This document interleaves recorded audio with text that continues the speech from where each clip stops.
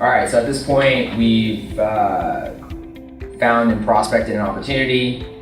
We've secured the deal. We've now then set up the deal. It's up and activated. So what we're going to talk about is once we've gotten to that point, what are the things that we can do to ensure that the customer experience is the most positive it can be, and additionally that we feel very good about that customer staying with us for a very long time. Yeah. Okay. So most of the challenging parts of this process are not so that they're hard or difficult to do. It's just more remembering to do them and having some type of system and process in place that requires that we do them in the appropriate time frame that we need to, and that we're really making them as effective as possible. So we talked about a few different touch system points that we have, and the first one comes after the first day. So who typically makes a call to the customer after the first day, after you've set them up, essentially? I mean, everybody? Yeah. Who wants to talk a little bit about that call and what it looks like? Yeah, I'll touch on that a little bit, Ty. So what the call needs to look like. So assuming the setup went perfectly fine, everything went great, right? Because there are certain times where it requires like a couple days where you have to go in because something here, something there. So assuming that everything goes well in the setup, packages go out, everything's good. That call after is to not only ensure like the customer's so happy and everything, because what we find a lot of times is something does go wrong after the end of that first day. A lot of them don't call us. And I think that's the danger, like in terms of having a process or not, is that if you walked out of that appointment or that setup and everything went so fluid and the customer was very excited about all the preferences we set up and the driver came by and they were super nice, we essentially think that everything's fine. We're good. And you know, you can kind of set it and forget it, but anybody that's from the account management side can agree that doesn't always happen, right? And that's the reason why the position exists. There's essentially a lot of things that will come up. So I think that particular scenario is one in which is where people oftentimes just forget to make the call. Right? Or just like you said, if everything went well, you're like, oh, I don't need to call them because everything's good. Right. And I think that's a mistake because things can always happen. We've been in the industry long enough now to know that it just doesn't go the way we need to go at all times, right? So that call after is, did we track the packages right? Did they have next day airs that went out? Did those get picked up on time? Did those get delivered on time? Is the driver good? Did he come at the right time, right? Because we put that first pickup in place that first day. We all know if it's on that driver's board that day, it doesn't necessarily mean they're going to get there at the right time. Right. It's a new pickup, something's going on. Especially in the LTL world, you have carriers, multiple carriers that we deal with that there could be a missed pickup there as well. So that call after is just to make sure that everything you thought went right, how it went right. But right with the customer. Typically, maybe the call you make after the first day, right? Yeah, exactly. You want to be a stage 5 clinger in situations. So so that call after is just, okay, cool. Everything went well. Are you happy? We're happy. Everything's good, right? So you're just checking in, and for our purposes, I don't know, me and Nick are the same way in this portion in our market is.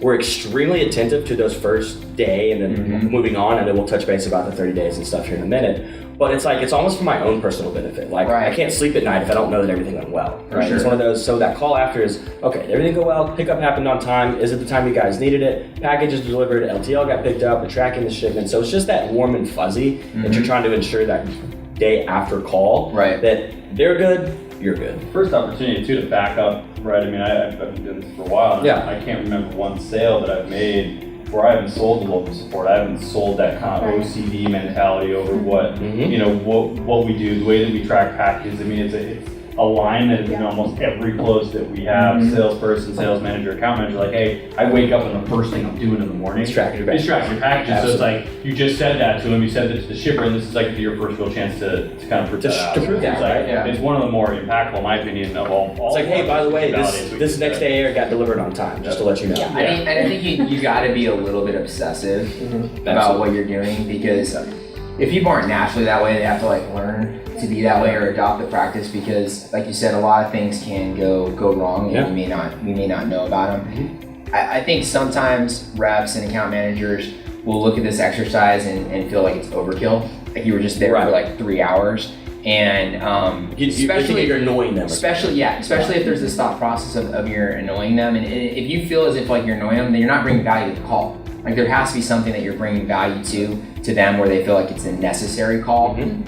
So I think that naturally there's a handful of deterrents that are out there, but to your point, it's going to make you feel much better about it, and it's going to solidify anything else that you may need to otherwise get. Because I'm sure you talked about in your presentation on the setup, is that there's oftentimes some things that we don't have answers to. Right. And this second day call is a perfect opportunity for you to get the answers to them, but additionally show them how quick you can get them the answers, because many salespeople and customer service people sometimes just forget altogether because they don't take very good notes that they didn't get back to them, or if they do, it's 3 or 4 days later.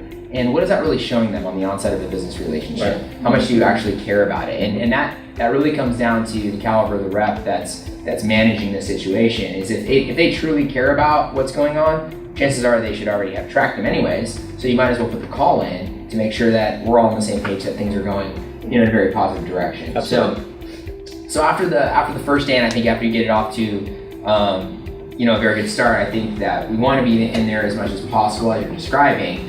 So, or at least have communication as much as possible. So the next touch point is going to come on the 1 week time. So Gina, after the first week of shipping, what are some things that you'll typically do to connect with a customer? Yeah, I mean, I think a big thing, other than shooting them an email, right after you're there, shoot them a note. I mean, who sends handwritten notes anymore? I mean, I don't think anybody does. So if we're just showing the customer, hey, we took 5 minutes out of our day, it's a small gesture that I think is really impactful. So shoot them over a thank you note, thanking them for their business. We don't have to reiterate, hey, how are you doing on insurance? How's this? Just say thank you for your business. We look forward to continuing to work with them. And it can be something as simple as what you're describing, thanks for your business, but also an opportunity. Hey, if there's anything that hits your desk that you want me to address, I want you to know that you can still contact me. That's a respect level as well that you can obtain from them, that you're the type of person that's taking ownership. You're not in it just to get that deal signed, but you're gonna continue to be there to support them. And to your point, I think the biggest piece of it is that nobody does it. So even if it hits the desk and you're this is kind of weird. I don't know, nobody sends these anymore. But at the end of the day, it's a memorable thing. Yeah. So anytime that you can be in the back of the mind, simply if your business card was in there and they had thrown it away, but now they have it again, and when that time they needed to call you, you were there. That could potentially save an account. Versus the shipping manager that for one reason or another never wanted the change to occur, and they don't call you because they just want to go back. Right. Really challenging to work with you. Absolutely. Whereas if that owner has that contact information simply from that thank you card, who knows? It could have saved the deal. And we have a lot of customers that when we walk in, our cards are sitting there with our pictures on them, and that's a huge reminder to them on a daily basis of the kind of relationship they have with, with us. Yeah, and I think really a huge reason behind just having a touch system in place like this is to be memorable, to set ourselves apart from other people that they do business with, not just even our competitors, but just any other vendor that they use, whether it's the paper company that they use or whatever it might be, something that we can set ourselves apart from and kind of just ring a different kind of tone in their mind when they think of us. And it really comes down to, what are we doing to separate ourselves? It's the money bags, it's the handwritten notes, it's the level of correspondence and the timeliness that you provide after that. Boy, I'll tell you, man, if I get an email and I really encourage my customers to text me too. But I mean, if I get something from them in the first day or whatever, the first initial period of setting them up, it's seconds when I get back to them. Yeah, all we're talking about here is the lasting effect of personal impression, or your first impressions. I mean, that's something that you can never go back on, right? How? Because even if the next time they contact you and it takes you 30 minutes because you're in a meeting or whatever it is to get back to them, they have a level of trust that you are getting back to them. They're gonna keep coming back to you every single time. Additionally, in terms of support, right? We need to find a way to bridge and continue to bridge our customers to the customer care center. And so the big, I guess, difference that we're doing here, and we've just started, is sending this welcome letter. So Gina, kind of going back to the 1 week plan, what's important that we do on the front end to make sure that welcome letter gets to the right person? Yeah, I mean, putting in correct information, which is sometimes right? I know everyone gets back from the field and wants to start their calls or whatever they have to do, and 9 times out of 10 they're forgetting to put in information, login Right. information, but we can't. I mean, at the end of the day, we're not gonna have Renzi or Mike chase us to get the information to send out to our customers. So let's have it prepared so we can get it out and, you know, tight that on we the processes, because if they're not doing that, then chances they're not putting in the right information for you, And right? we want to They're get that sent out. I mean, we want to get this email sent out because it's not, it's showing our customers we appreciate your business, but our entire business appreciates your business. Absolutely. Our customer care team, everybody does. So just make sure you have that information. Yeah, no, absolutely. So we got the first day, first week covered. The next thing that's always, I think, been a very important part of our process is reviewing invoices with customers. So typically within a 2 to 3 week span, we're going to want to set up that invoice meeting, and depending upon the size of the account will depend on who's like involved with it, obviously. But predominantly most of the time will be the rep going on it. But obviously for a larger customer where an account manager was on the setup, probably makes sense for them to be on there as well. We can schedule these meetings technically on UPS front on the setup, right? Freight's a little bit more challenging simply because we don't know when some of these shipments are going to get billed out. Because there's no value, just so that we're all on the same page, in running an invoice meeting for a small package deal where you get 2 shipments out the first week. I mean, you definitely want to make sure from your standpoint that everything looks appropriate there. But we really want to go through it on a bill that makes sense to dissect, so that there's good of an understanding of maybe some of the value that we're bringing there. And also it's a better indicator of what the size of a bill should look like from us. So Mike, I know that you spent a lot of time talking about this already, but what are those looking like, those meetings, and what ultimately it's, the preparation really is what I've talked a lot about as it relates to the invoice reviews and kind of continuing on, right, the first touch but without the phone call, right? It's using the information that we obtain from the customer throughout the sales process to hold them accountable to what they committed to us. Right? And to make sure that if we're expecting X, we get X, right? And if not Y. And if we're expecting to get these services in these weights or, this pallet count to these destinations, that we're monitoring this activity every day through we have a massive amount of technology tools available to us right now, whether it's on the UPS front or on our own. And using that, right, to consistently almost like have a checkpoint, right? Like look at your cost analysis, like cross it off, got it, we're good. And then when you get through that second week on into the third, even if, I know that Nick, you were talking about setting up the invoice review at the setup, right? Which is it's a great idea, but once you get through the second or the third week, you can still put a phone call to that customer, right? At the end of that third week, like, hey, how's it going? How the invoice has been looking? If you recall, we're going to be coming back out there next Wednesday. Just wanted to make sure the time still worked. And then it goes into the preparation for it. I mean, we talked a little bit about National Fish, which is a newer account of ours that we just recently got. And, myself and Cameron just literally, we side-by-sided what they had versus what we got. He goes into this particular opportunity, gives that to the decision maker, and very quickly the guy knew exactly where the missing piece was, and there's an internal email that goes out the whole system. Yeah, and I think it's really important that the customer understands the dynamic of the billing and how it works, like whether they're on scan base or not on scan base.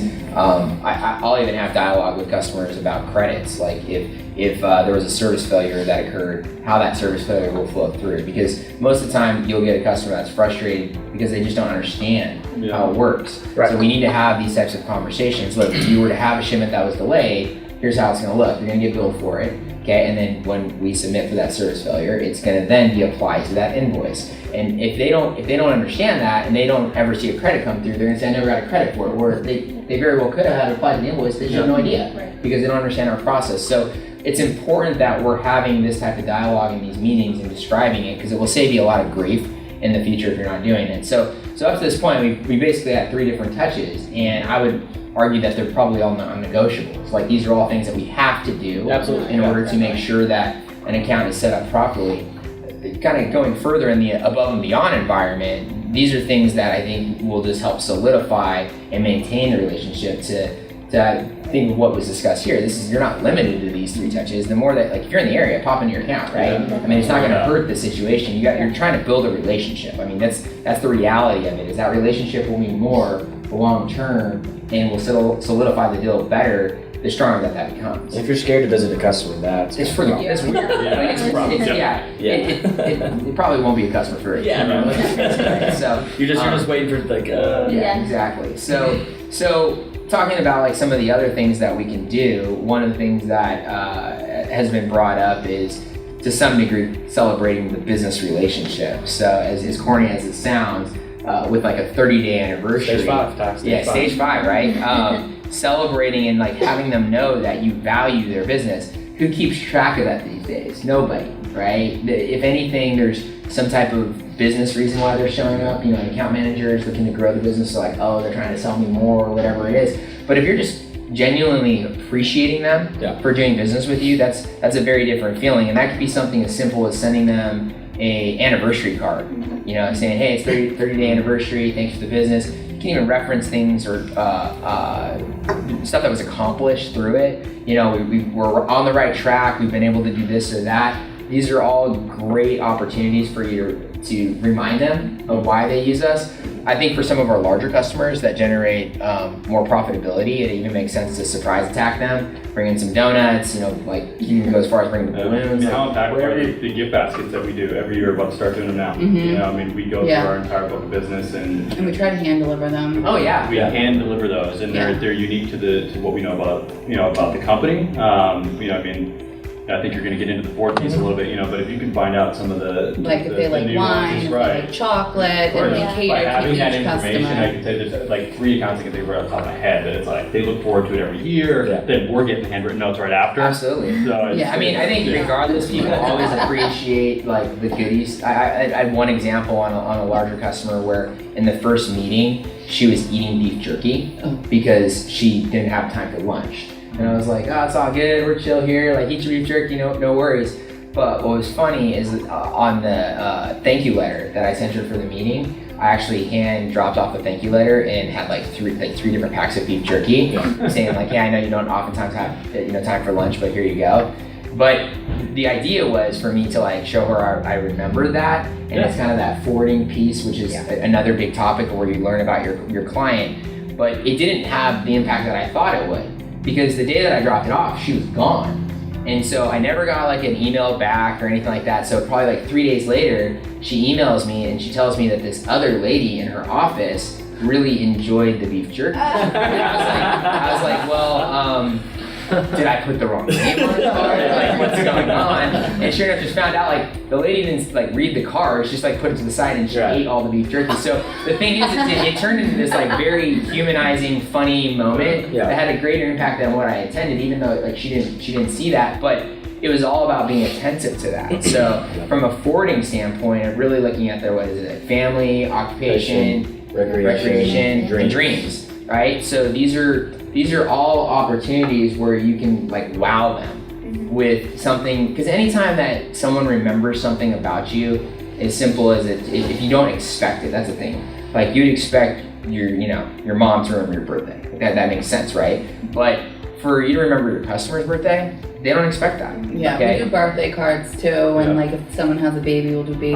cards. Get well cards. Edible arrangements. You know, sometimes even like if something went wrong with the shipment, if I know it impacted their business or on a personal level, like greatly, you know, I'll send like a $30 edible arrangement, and it means a lot to them. Well, and that's the thing. I think if you're doing it in an environment where you feel like the business is at risk, they think that you're doing it to like subsidize the service. When you're doing it where you know it's not actually required, that's where you're really like making the biggest impact. And I think that's what we're talking about here is finding ways to do that.